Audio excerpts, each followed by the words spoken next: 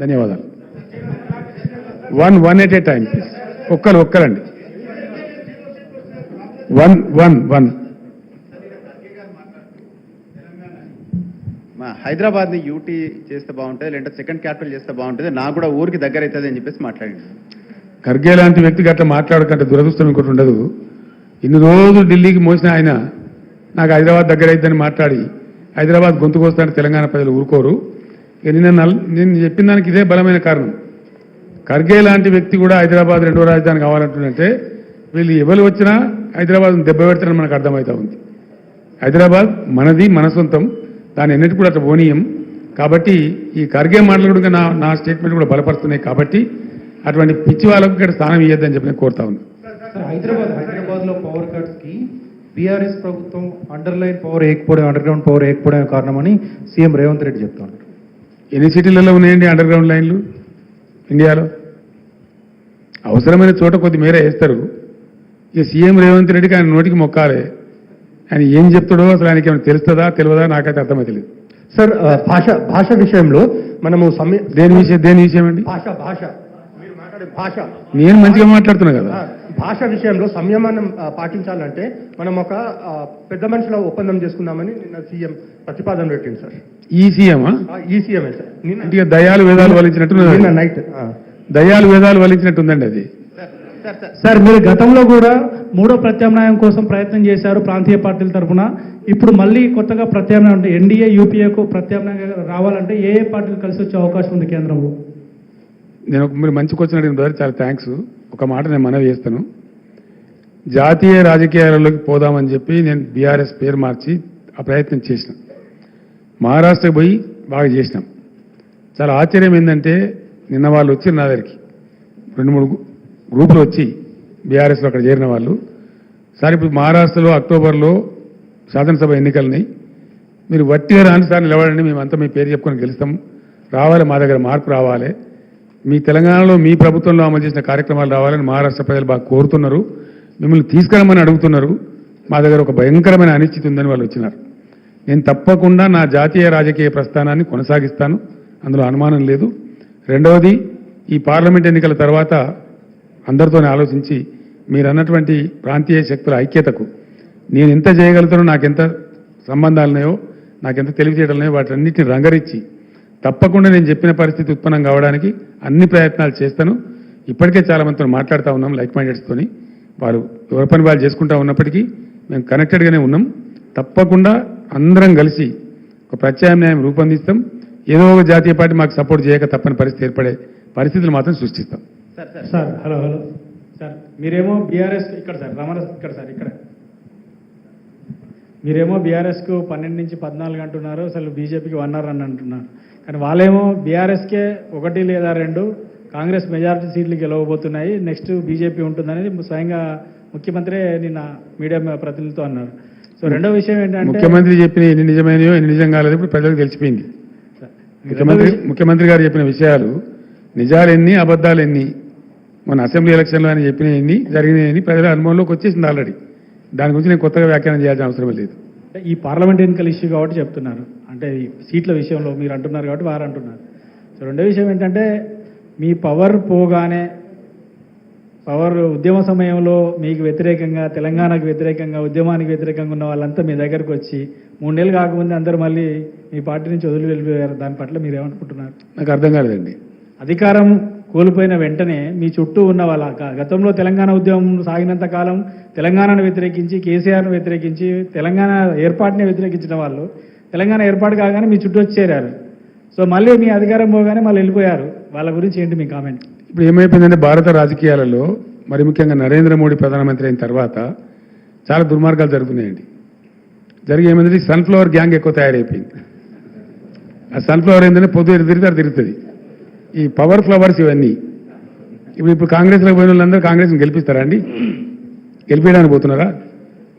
ఎందుకు పోతున్నారు? వాళ్ళు వాళ్ళ స్వార్థం కోసం, వాళ్ళ పనుల కోసం, వాళ్ళ పైరవీల కోసం, వాళ్ళ స్వలాభం కోసం పోతున్నారు.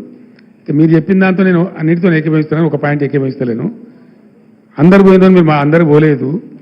బీఆర్ఎస్ ఒక మహాసముద్రం, 60 లక్షల సభ్యత్వం ఉన్నటువంటి పార్టీ. ఎవరైనా ఎలిమినేట్ చేస్తాం పలానా దాన్ని అనుకుంటే తప్పదే, ఆ గర్వం పనికిరాదు. మేము మొన్నటిదాకా 10 ఏళ్ళ అధికారంలో కాంగ్రెస్ అవుట్ ఆఫ్ పవర్ ఉంది. కాంగ్రెస్ ఎలిమినేట్ అయిందా, డెసిమేట్ అయిందా? కాదు కదా. చంద్రబాబు నాయుడు గారు కూడా టైంలో 2004 to 2014 ఆయన పవర్లో లేరు, అంతమాత్రం టీడీపీ డెసిమేట్ అయిందా? అది భ్రమ. ఒక సంస్థను, ఒక శాశ్వతంగా ఉండే సంస్థను, ఒక బలోపేతంగా విస్తరించినటువంటి సంస్థను డెసిమేట్ చేస్తాం, ఎలిమినేట్ చేస్తామంటే అది అహంకారం తప్ప మరొకటి కాదు. అది ఇంపాసిబుల్. అందులో బీఆర్ఎస్ను డెసిమేట్ చేయడం అనేది ఒక 1,00,000 రేవంత్ రెడ్డిలు, కోటి ఇంకో వచ్చినా ఏం ఎంతగా మనం కూడా ఫరक పడతండి. सर असेंबली में असेंबली में आपको असेंबली में एमआईएम आपको सपोर्ट कर रही थी, लेकिन पार्लियामेंट इलेक्शन में बिल्कुल वो दूर हो गए. आप क्या समझते हैं? आप कैसा बोल रहे दूर हो गए बोल के? तो मैं आपको क्या मैं आप कैसा बोल रहे दूर हो गए बोल के? आपके किसी प्रोग्राम में कहीं भी आपका जिक्र नहीं करे, वो किसी भी प्रोग्राम में कहीं जिक्र नहीं करे. जैसा असेंबली में नहीं, उससे दूर हो गए बोल के समझेंगे क्या? गाँव गाँव जाके आपकी सपोर्ट के बारे में बात कर रहे थे. नहीं, सुनिए भाई, एमआईएम हमसे दूर हो गए बोल के कौन बोल रहे हैं? जैसा असेंबली में आपका अपना आइडिया है क्या है? नहीं सर, जैसा गांव गांव जाके आपको आप वोट देने की अपील कर रहे थे, इस बार नहीं करेंगे. क्यों नहीं करेंगे? సార్ రోడ్ షోలకు మంచి స్పందన వచ్చింది జనం నుంచి. మీరు వెళ్తూ ఉంటే మేము చూసాం టీవీలలో. సో ఏం సార్ ప్రజలు అంటే ఎట్లా రిసీవ్ చేసుకున్నారు మిమ్మల్ని, ఏమనిపించింది? KCR is the history of Telangana కదా. కేసీఆర్ ఇస్ డెఫినెట్లీ వైపౌట్ చేయలేని, తుడిచివేయలేని ఎమోషన్ కదా తెలంగాణకు. కేసీఆర్ తెలంగాణకు ఉన్న బంధం అది కదా. ఎక్కడెప్పుడు దిక్కు దివాణం లేనప్పుడు నా పదవులు, నా రాజకీయ భవిష్యత్ అంతా నేను పనంగా పెట్టి తెలంగాణ కోసం ఎంత కష్టపడనో తెలంగాణ ప్రజలకు తెలుసు. నా గుండెల్లో తెలంగాణ ఉంటుంది, తెలంగాణ ప్రజల గుండెల్లో కేసీఆర్ ఉంటాడు. గెలిపోవటం పక్కకు పెడితే KCR is definitely emotion of Telangana.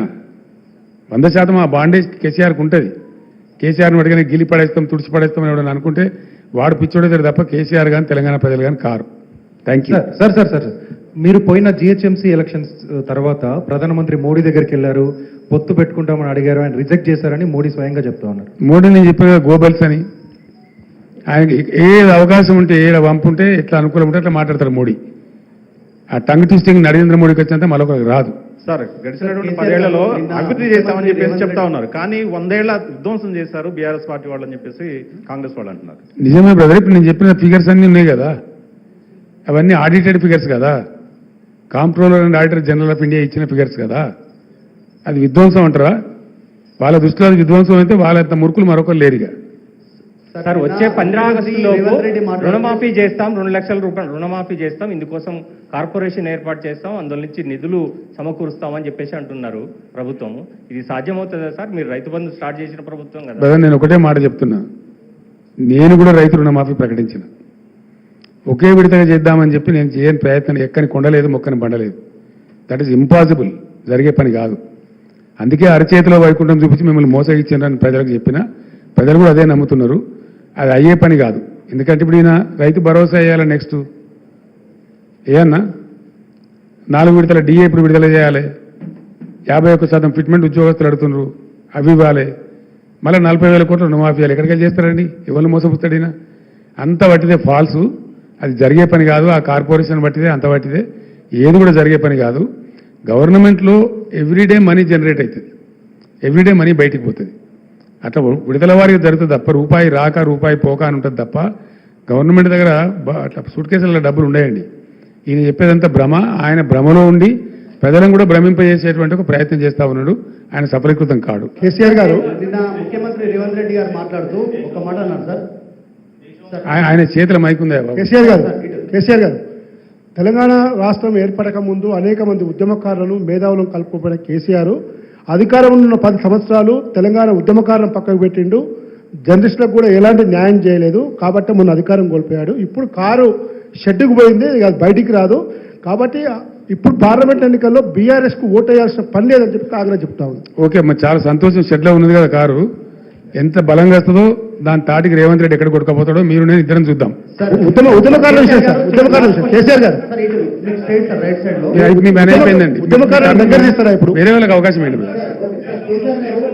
ముఖ్యమంత్రి రేవంత్ రెడ్డి మాట్లాడుతూ ముఖ్యమంత్రి రేవంత్ రెడ్డి గారు మాట్లాడుతూ మాకు అసలు ఇక్కడ ఎవరికి ప్రధాన ప్రత్యర్థి అనేటువంటి అడిగినటువంటి మీడియా పర్సనల్ క్వశ్చన్స్ కి మాకు కేసీఆర్ఏ ఇక్కడ లోకల్ ప్లేయర్ అయినా, ఆయనకు లోకల్ రాజకీయాలు అనేది తెలుసు, ఆయన మాతో గేమ్ ఎక్కాడో ఆయనకు తెలుసు, ఆయనే మా ప్రధాన ప్రత్యర్థి అనేది కూడా దీన్ని ఒక మాట్లాడారు.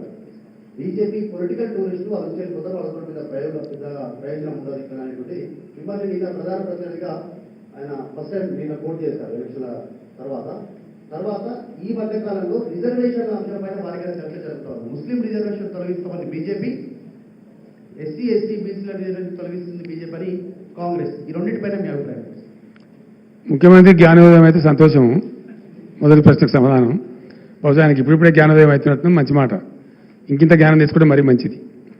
ఈ రెండవ ప్రశ్న ఏంటంటే, నేను ఇంతకుముందే చెప్పిన బీజేపీ మత చిత్తు రగిల్చడం ద్వారా, మత విద్వేషాలు రెచ్చగొట్టడం ద్వారా రాజకీయ ఓటు సంపాదించుకుంటుంది. దేవుని పేరు చెప్పుకుంటూ దేవుని పేరు మీద ఓట్లు దొబ్బే పార్టీ బీజేపీ. వాళ్ళు సృష్టించే ఈ గోల.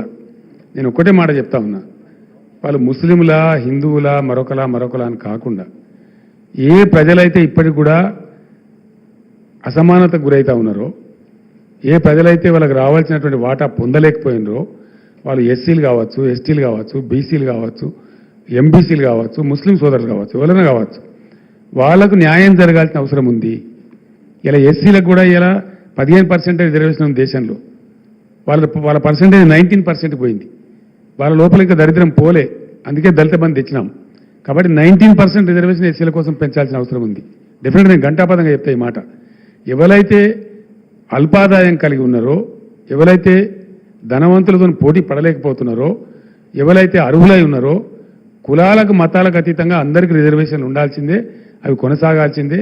మనది ఒక టిపికల్ దేశం భారతదేశం. ఒక్కొక్క రాష్ట్రంలో ఒక్కొక్క పరిస్థితులు ఉంటాయి. కాబట్టి అన్ని వర్గాలు సమానంగా ఉన్నాయి. కాబట్టి డెఫినెట్గా రిజర్వేషన్లు తీసేస్తాము, అవి ఎవరైనా సరే వాళ్ళకు నేను వ్యతిరేకిని, మా పార్టీ వ్యతిరేకం. 100% ముస్లింల రిజర్వేషన్ తీసేయడం తప్పు. వాళ్ళకైనా ఉంటే ఉన్నదాన్ని కొనసాగించండి, ఇంకోటి పెంచితే పెంచండి, అట్లా ఉండాలి. కానీ ఒక ముస్లిం ద్వేషం పెట్టుకొని వాళ్ళ చుట్టూ ఈ పొలిటికల్ గేమ్ ఆడడం అనేది చాలా దిక్కుమాలిన దరిద్రం కూడా చర్య. సార్, పార్లమెంట్ ఎన్నికల తర్వాత పార్లమెంట్ ఎన్నికల తర్వాత బీఆర్ఎస్ నుంచి చాలా మంది ఎమ్మెల్యేలు కాంగ్రెస్ పార్టీకి వస్తారని చెప్పి కాంగ్రెస్ మంత్రులు చెప్తున్నారు. ఇప్పుడు వస్తారు, ఎన్నికల తర్వాత ఇంకా చాలా మంది వచ్చే అవకాశం ఉంది అని చెప్పి 20-25 మంది ఎమ్మెల్యేలు వస్తారని మంత్రులు చెప్తున్నారు. సార్, ఏం కావాలంటారు మీకు? సార్, ఎందుకు ఎమ్మెల్యేలు వస్తారంటున్నారు? మీరు మీ దగ్గర ఏమైనా సమాచారం ఉందా?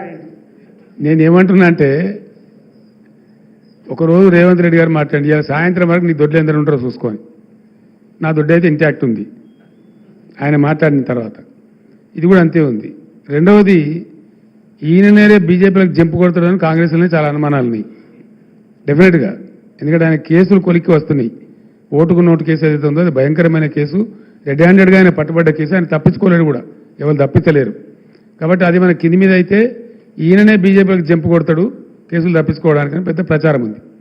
అందులో భాగంగా నిజంగా జరుగుతున్నది ఏంటంటే, నన్ను ఎవరు డైరెక్ట్ కన్సల్ట్ చేయలేదు, కానీ మా పార్టీలో ఉన్న ముఖ్యులను కాంగ్రెస్ పార్టీలో ఉన్నటువంటి ఒక వర్గం అంతా కన్సల్ట్ చేస్తూ ఉన్నారు. కన్సల్ట్ చేయడంగా స్పష్టంగా చెప్తున్నారు సంఖ్యతో సహా, అన్న మేము 26 నుంచి 33 మంది ఎమ్మెల్యేలు రెడీగా ఉన్నాము, మేము కలుస్తాము, ఇద్దరం కలిసి గవర్నమెంట్ ఫామ్ చేద్దామని చెప్తున్నారు.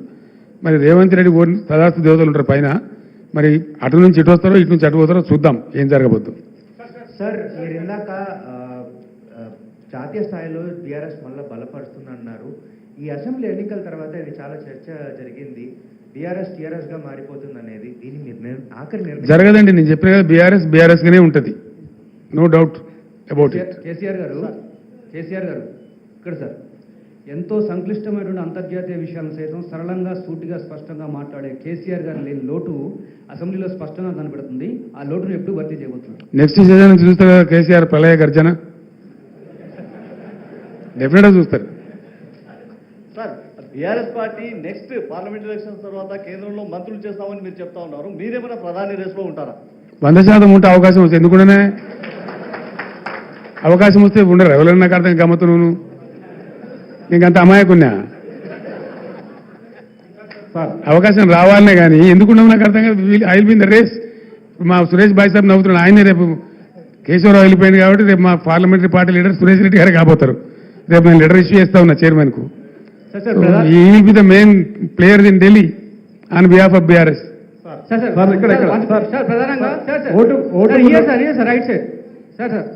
మళ్ళీ వాడేమైనా నా మీద నిషేధం పెట్టగలడా? టైం ఎంత అయింది? కేసీఆర్ సార్, సార్, ప్రధానంగా బీఆర్ఎస్ పార్టీ నుంచి వీడి వెళ్తున్నటువంటి నేతలు ఎవరైతున్నారో పార్టీ పైన ఆరోపణలు చేస్తూ పోతున్నారు.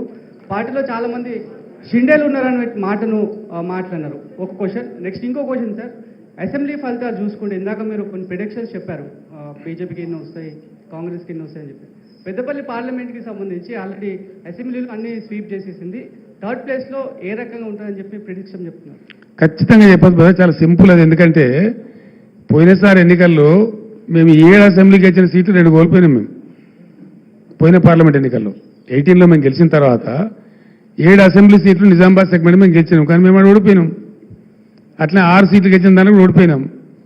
తారుమారు అయిపోతే అట్లా ఉండదు. ప్రజలు అభిప్రాయం అనేది మారుతుంది డెఫినెట్గా. ఈరోజు నేను ఇందాక చెప్పిన కారణాలన్నీ ఒక ఎత్తు. రెండవది, మాదిగ సామాజిక వర్గానికి మాకు టికెట్ ఇవ్వలేదని చెప్పి వాళ్ళు చాలా ఆగ్రహంగా ఉన్నారు, చాలా ఆగ్రహంగా.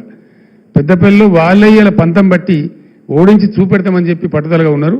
ఆ ఫలితం ఆ పార్టీ అనుభవించక తప్పదు. Sir sir sir sir sir నేను ఒకటే మాట చెప్తా ఉన్నా, ఈ ప్రభుత్వానికి ఏం పని లేదు, పలిలేని మంగళి పిలితల కొరిగిండి అన్నట్టుగా అసలు చేయాల్సిన పని వదిలిపెట్టి అన్ని పనికి మాలిన పనులు వీళ్ళు ముందరేసుకుంటున్నారు.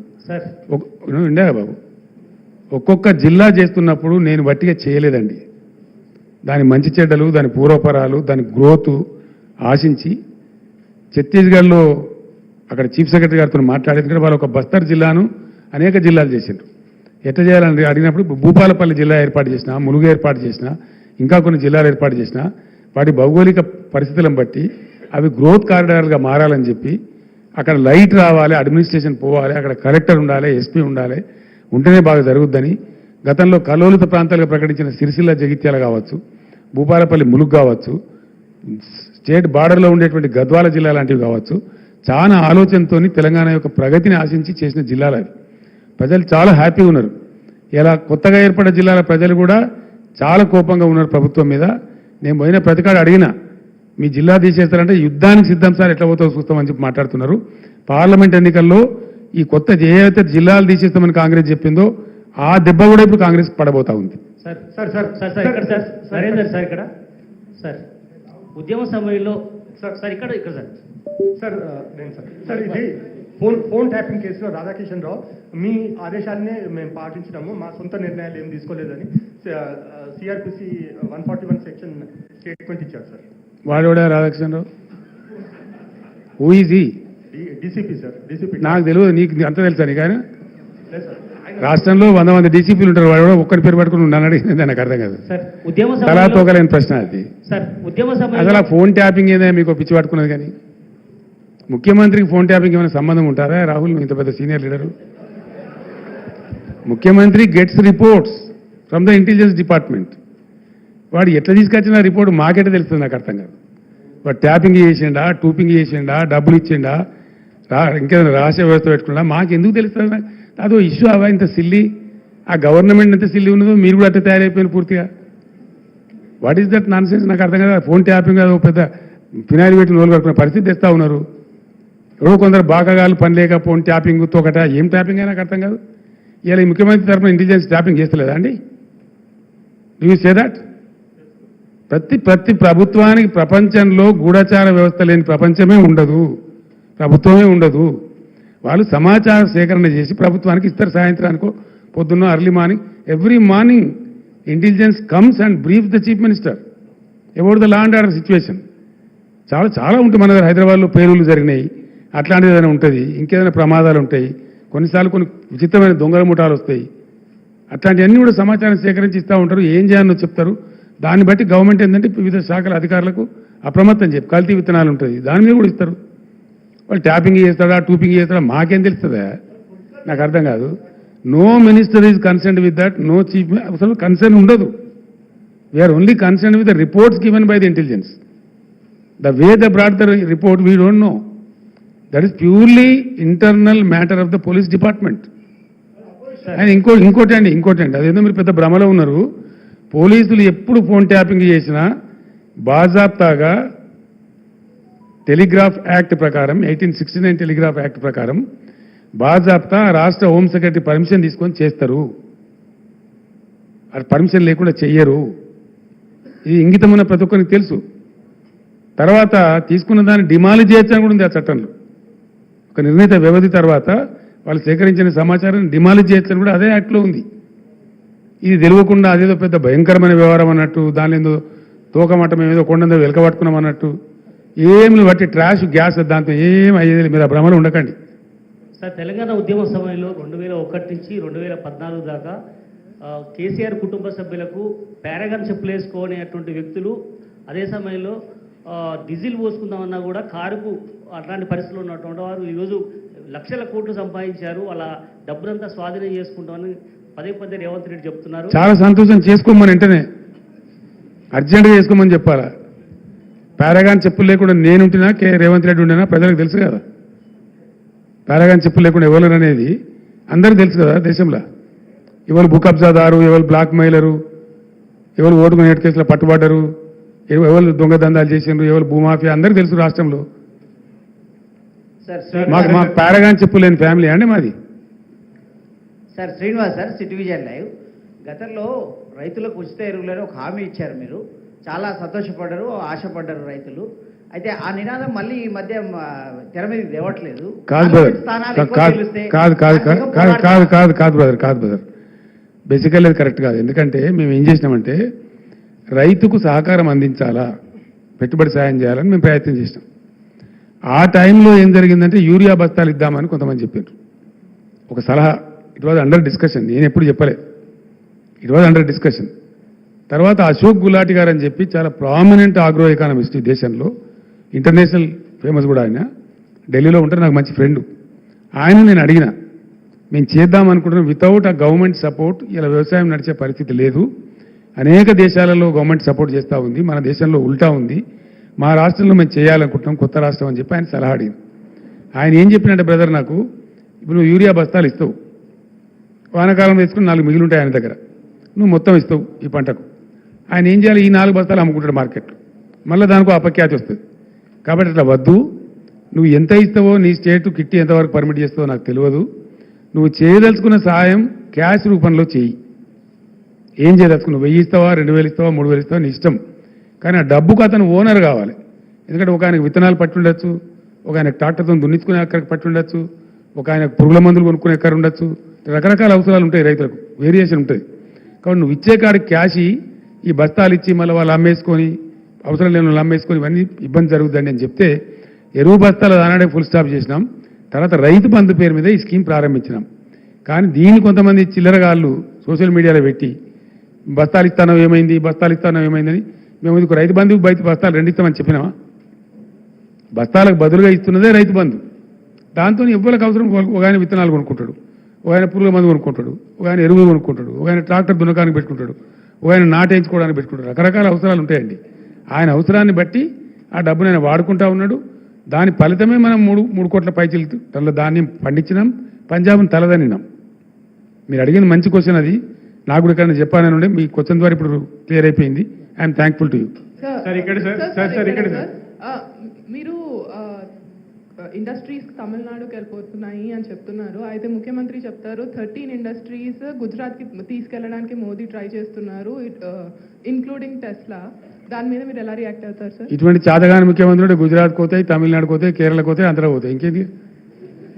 ఎక్కడికి పోమ్మా? మీరే చెప్తున్నారు, మీ క్వశ్చన్లే ఆన్సర్ ఉన్నది. ఈయన ఏం చేస్తున్నాడు మరి?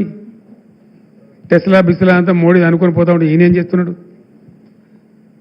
మోడీ అడ్డం పడ్డా మేము తెచ్చినామమ్మా కొన్నిటిని, లైక్ ఫేస్బుక్. ఆయన ఇంటర్నేషనల్ లాబీస్లను పెట్టి చాలా ప్రయత్నం చేసిండు అహ్మదాబాద్ తీసుకుపోదామని. మేము అంతకన్నా పై ఎత్తుగడ వేసి దాన్ని ఇక్కడ తెచ్చినాం. మోడీని తట్టుకొని మేము ఒక 4-5 పరిశ్రమలు పెద్ద పెద్ద తెచ్చినాం ఇక్కడికి. సార్ ఇక్కడ సార్ మీరు మొన్న మెదక్లో మాట్లాడుతూ టైం కాగలే సుమా, మళ్ళీ ఈసీ నిషేధం, మళ్ళీ అదో కథగా చెప్పండి. సార్ ఇక్కడ సార్ మీరు మొన్న మెదక్లో మాట్లాడుతూ అసెంబ్లీలో చెల్లని రూపాయి పార్లమెంట్లో ఎట్లా చెల్లుతుంది అన్నారు. సో మన పార్టీ నుంచి కూడా కొప్పులీశ్వర్, ఆర్ఎస్ ప్రవీణ్ కుమార్, బాజిరెడ్డి ఇట్లాంటి వాళ్ళందరూ అసెంబ్లీ ఎన్నికల్లో ఓడిపోయారు, వాళ్ళు ఇప్పుడు ఎట్లా చెల్లుతారు? కరెక్ట్ క్వశ్చన్ మంచిగా అడిగింది మీరు. అది నేను మెదక్కు సంబంధించి అడిగిన. మీరు అడిగిన కానీ ఆర్ఎస్ ప్రవీణ్ మా పార్టీ నుంచి ఓడిపోలేదు, కొప్పులీశ్వర్ మాత్రం మా పార్టీ నుంచి ఓడిపోయిండు. చెల్లిచ్చేది చెల్లి అని ప్రజలు చెప్తారు, నేను చెప్పాల్సింది నేను ప్రజలకు చెప్పిన. సార్, రైతు బంధు విషయంలో కేటీఆర్ గారు ఈ మధ్యలో చెప్పారు, ఎక్కువ ఎకరాలు ఉన్న వాళ్ళకి ఇవ్వాలా లేదా అనేది కొంచెం సమీక్ష జరుగుతోంది అన్నటువంటి విషయం మీద కేటీఆర్ గారు ఆ మధ్యలో చెప్పారు. ఇప్పుడు వాళ్ళు కూడా 5 ఎకరాల లోపే ఇవ్వాలన్నటువంటి ఒక సూత్రప్రాయ నిర్ణయానికి వచ్చినట్టుగా తెలుస్తోంది. మీ అభిప్రాయం, మళ్ళీ ప్రభుత్వం అధికారంలోకి ఇప్పుడు 6వ ఎకరం కూడా ఏమని ఏం చేసిండే? 6 ఎకరాల నుండి కోటీశ్వరుడా, 7 ఎకరాల నుండి కోటీశ్వరుడా? ఓ 15-20 ఎకరాలు దాటి వాళ్ళకు లిమిట్ పెడితే అదొక అర్థం పర్థం ఉంటుంది. కానీ మరీ 5 ఎకరాలు మేము బ్రదర్ ఒకటే చెప్తున్నాను నేను, ఇక్కడ ఎకరాలు లిమిటు సీలింగు అనే దానికంటే నేనుగా I for 1 దాని సృష్టికర్త నేనే, రైతు బంధు సృష్టికర్త తెచ్చి ఇచ్చింది నేనే. ఆ రోజు తెలంగాణ ఏర్పడ్డ సమయంలో తెలంగాణ రైతాంగం చెట్టుకోడు గుట్టకోడు అయిపోయి గందరగోళం అయిపోయి డ్రై అయిపోయి చాలా బాధాకరంగా ఉండేది. ఒక కనీసం 10-15 ఏళ్ల పాటు రైతులను బ్రహ్మాండంగా సపోర్ట్ చేసి వాళ్ళకి ఫ్రీ పవర్ ఇచ్చి వాళ్ళకి లిఫ్ట్ చేసి వాటర్ తెచ్చిస్తే వాళ్ళు నిలదొక్కుంటారు. తెలంగాణ వ్యవసాయ రంగంలో లాభం జరుగుతుందని నేను పెట్టిన and that agriculture sector of Telangana has contributed to the GSDP of Telangana by 18.36%. Telangana GSDPకి 18.36% కూర్చినటువంటి శాఖ వ్యవసాయ శాఖ, రైతాంగం. అగ్రికల్చర్ సెక్టర్ నుండి GSDPకి వచ్చినటువంటి శాతం నేను చెప్పింది, విచ్ ఇస్ గ్రేట్. నేను అనుకున్న కళ నెరవేరింది. ఇంకొక 5-6 ఏళ్ళు కొనసాగించిన తర్వాత ఈ సీలింగ్ బిల్లింగ్ మేము కూడా ఆలోచిద్దామని అనుకున్నాం. రైతులు కొంచెం అప్పులు తీరిపోయి వాళ్ళ సొంత పెట్టుబడి వాళ్ళు పెట్టుకునే పరిస్థితికి వచ్చిన తర్వాత అప్పుడు పేద రైతులకు మాత్రం పెడదాం, కొంచెం ధనిక రైతులకు తీసేద్దామని మాకు కూడా ఆలోచన ఉండే బేసికల్లీ. కానీ ఇంత హాఫెజాడ్గా ఇంత తొందరపడి ఒక కన్ఫ్యూజన్ క్రియేట్ చేసి రేపు మాకు వస్తుందా రాదా అనేటువంటి ఒక భయాన్ని రైతుల్లో క్రియేట్ చేసే దిక్కుమాలిన చర్యలు మాత్రం మేము చేయలే. ఆ పని కాంగ్రెస్ చేసింది. ఆ వ్యవసాయ మంత్రి కూడా మాట్లాడిండు, అందరూ మాట్లాడుతున్నారు. తప్పకుండా రైతుల ఆగ్రహాన్ని వాళ్ళు చూడబోతారు. Sir thank you so much. Kejriwal కు బెయిల్ వచ్చింది, నీ 3వసారి అయిందే బాబు సార్. బెయిల్ రాలేదు సార్. కేజ్రీవాల్ బెయిల్ వచ్చింది, దాన్ని ఎట్లా చూస్తాను? ఏం కావాలి నీకు? ఢిల్లీ సీఎం కు కేజ్రీవాల్ కు బెయిల్ వచ్చింది. అదే కేసులో ఉన్న కవితకు మాత్రం బెయిల్ ప్రాసెస్ నడుస్తూ ఉంది కోర్టులో. సింపుల్ ఇస్ ద ఇష్యూ అండి. ఢిల్లీ లిక్కర్ స్కామ్ అనేది నరేంద్ర మోడీ సృష్టించినటువంటి ఒక రాజకీయ కుంభకోణం. It's reverse political scam. అందులో ఏం లేదంత పట్టితే గ్యాస్. ఇవాళ వరకు ₹1 రికవరీ చేయలే, ₹1 కూడా రికవరీ చేయాలి. ఎవరి నుంచి ఎవరికి మనీ లాండరింగ్ అయిందో, ఎవరి నుంచి ఎవరు తీసుకున్నాడో ఎవరికి తెలియదు. అది ఢిల్లీ స్టేట్ లిక్కర్ పాలసీని స్కామ్ కింద చిత్రీకరించి మేమిద్దరం అండి, ఆయన కంట్లో నర్సులాగా ఉన్నోళ్ళం, అరవింద్ కేజ్రీవాల్, నేను, ముక్కులో కోయలాగా ఉంటే మేము ఏం చేసినాం మేము? ఆయన మాకు 104 మంది ఎమ్మెల్యేలు మా సంఖ్య ఉండి, అప్పుడు మజ్లిస్ ఎమ్మెల్యేలు 7 మాకు సపోర్ట్ ఉండే టైంలో 119లో 111 మంది మేము ఉన్నాం ఇక్కడ. అయినా ఆయన ఏజెంట్లను పంపించింది ఇక్కడికి. ఈ గవర్నమెంట్ టాపులు చేయాలని కూలగొట్టాలి రాష్ట్ర ప్రభుత్వం అనేది ఆయన ఏజెంట్లను పంపించి ఇక్కడ బేరాలు చేశారు. వాళ్ళని పట్టి నిర్బంధించి నేను జైల్లో వేసిన. ఇక్కడ వేయడమే కాదు, ఆ ఏజెంట్లను పంపించిన మూల సూత్రధారి BL సంతోష్, ప్రధానమంత్రికి రైట్ హ్యాండ్, జాతీయ కార్యదర్శి, ఆయనను పట్టుకరమని చెప్పి ఢిల్లీ సెంట్రల్ బీజేపీ ఆఫీస్ మీదకి మన పోలీసులను పంపించిన నేను. ఆయన పట్టుకరావడానికి పోయిన తెలంగాణ పోలీసులు తప్పించుకున్నాడు ఆయన. అది వాళ్ళ మా మీద కోపం. ఆ కక్ష మనసులో పెట్టుకొని అటు అరవింద్ కేజ్రీవాల్ను ఇటు నన్ను రాజకీయంగా ఒత్తిడి చేయాలని చెప్పి అటు కేజ్రీవాల్ని అరెస్ట్ చేసిండ్రు, ఇటు నా కూతురుని అరెస్ట్ చేసిండ్రు. వాళ్ళు కడిగిన ముత్యాలలాగా బయటకు వస్తారు. స్కామ్ లేదు, వట్టిదే ట్రాష్. అది బూమరాంగ్ అవుతా ఉన్నది. ఇలా ఆ అమ్మాయి బతుకమ్మ ఉద్యమం చేసి తెలంగాణ ఉద్యమానికి ఎంతో కంట్రిబ్యూట్ చేసి అమెరికా నుంచి వచ్చి పాపం తన జీవితాన్ని ఎదుర్కొని తెలంగాణ కోసం పనిచేసిన బిడ్డ. అందరికీ తెలుసు, లోకానికి తెలుసు.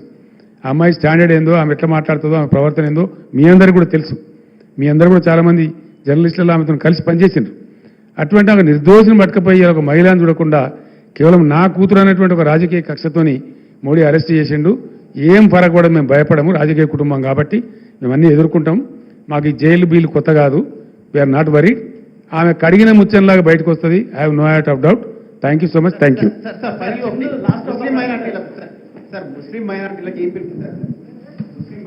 మైనార్టీ సోదరులకు నాది ఒకటే విజ్ఞప్తి. ఈ రాష్ట్రంలో మీరు భ్రమలో పడి కాంగ్రెస్ పార్టీకి ఓటేస్తే వాళ్ళు థర్డ్ ప్లేస్లో ఉన్నారు. అనవసరంగా బీజేపీ గెలిచే అవకాశం ఉంటుంది. మీకు బీఆర్ఎస్ సెక్యులర్ పార్టీ, బ్రహ్మాండమైన నీతి నిజాయితీ ఉన్న పార్టీ, మంచి పార్టీ, మిమ్మల్ని ఆదుకున్న పార్టీ, మైనార్టీ గురుకులాలు పెట్టిన పార్టీ, మీ బడ్జెట్ 12,000 కోట్లు పెట్టి ఖర్చు పెట్టిన పార్టీ. కాబట్టి బీఆర్ఎస్ని ఆదరించండి. బీఆర్ఎస్ సెక్యులర్ పార్టీగా ఉంటుంది, మీ సంక్షేమాన్ని కాపాడుతుంది, మీ రిజర్వేషన్లు కాపాడుతుంది, మీ హక్కుల కోసం పోరాడుతుంది. కాబట్టి బీఆర్ఎస్కే ఓటేసి బీఆర్ఎస్ని గెలిపించమని తెలంగాణ ముస్లిం బిడ్డలందరికీ కూడా నేను కోరుతా ఉన్నాను. మైనార్టీ COE బ్రాంచెస్ అనేవి ఏర్పాటు చేశారు సార్. మైనార్టీ స్కూల్ మైనార్టీ విద్యార్థులకు ఉన్నత విద్య కల్పించాలనేసి COE బ్రాంచెస్ అంటే central of excellence and branches ఏర్పాటు చేశారు. అయితే దాంట్లో ఫ్యాకల్టీ లేదు, విద్యార్థులు లేరు అనే సాకుతో ఇప్పుడు కాన్ఫరెన్స్ మొత్తం ఎత్తేస్తున్నారు సార్. బ్రదర్ నేనేమంటున్నా అంటే మైనార్టీ విద్యార్థుల యొక్క మంచిని కోరి బీఆర్ఎస్ ప్రభుత్వం పెట్టిన స్కూళ్ళు కానీ మంచి కానీ ఎవరు చేయలే. బీఆర్ఎస్ ఇచ్చిన స్కాలర్షిప్స్ కూడా ఎవరు ఇవ్వలే. ఐఏఎస్ కోచింగ్ కానీ విదేశీ స్కాలర్షిప్ కానీ చాలా ఇచ్చినాం. టెమరిస్ పెట్టి ఒక రికార్డు నెలకొల్పినాం. ఇండియాలో ఎక్కడ లేవు, మేము పెట్టినాం. ఇవాళ ఈ కాంగ్రెస్ ప్రభుత్వం అందరినీ ముంచుతున్నట్టుగానే తీయగా మాట్లాడుతుంది తప్ప ఏం మంచి పని చేయదు. వాళ్ళు ఎత్తేస్తారు గ్యారంటీగా. వాళ్ళకి అసలు ఇంట్రెస్ట్ లేదు మైనార్టీ అభివృద్ధి మీద. కాబట్టి బీఆర్ఎస్ఏ మీకు శ్రీరామ రక్ష. బీఆర్ఎస్ పార్టీని బలపరచండి. టెమరిస్ మేము యాజ్ టీజ్గా కొనసాగిస్తాం. Thank you.